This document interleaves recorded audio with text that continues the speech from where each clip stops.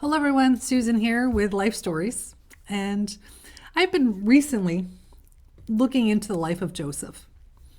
We had a situation at our office where we found that a couple of clients kind of went off the beaten path. We had this straight path mapped out for them and they kind of took a left or they took a right, and it wasn't what we had expected. And of course it was disappointing to us, but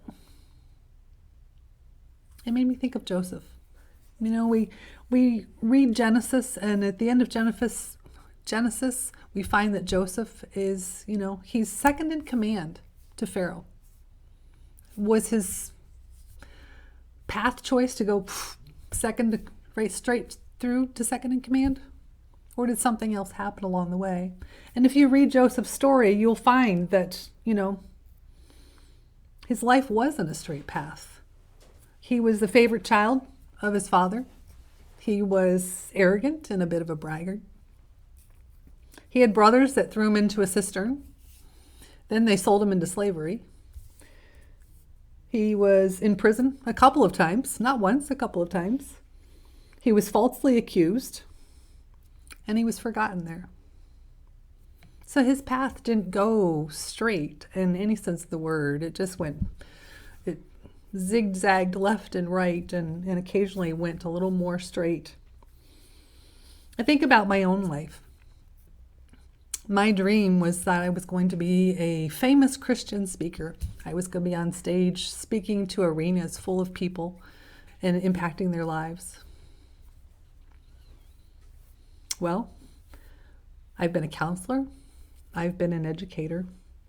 I've been a caretaker for my mom when she was sick. I've been an office worker and a manager in a retail outlet. And now I'm an executive director. I'm not on a stage in front of hundreds of people. I often speak to an office of one, maybe a congregation of 100 in a sanctuary.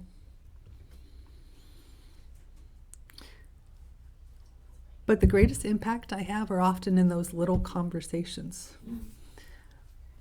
Those conversations with that one who is struggling, those opportunities to encourage, to draw them to Christ. I think of that story of the starfish, the man walking along the beach with a friend, and there all these starfish are laying out along the shore, and he picks them up and throws them in and just keeps doing that repeatedly. And his friend asks, "Why are you doing that? There's so many, there's thousands here." He says, "Well, it makes a difference to this one." God doesn't always take our paths in a straight, focused line. He often takes our paths to highs and lows, rights and lefts, difficulties, triumphs, through all those different things. But the whole time he's weaving that together, all those pieces and those parts together to make a beautiful tapestry, to be used for his glory, just as Joseph's life was used to save thousands, and for God's glory, God's using our lives to do that same thing. So I may not be speaking on an arena stage. I may have the best conversations with just an audience of one in my office. But God's using it. And I am so grateful. So this is Susan with Life Stories, where God takes our life stories and turns them into love stories.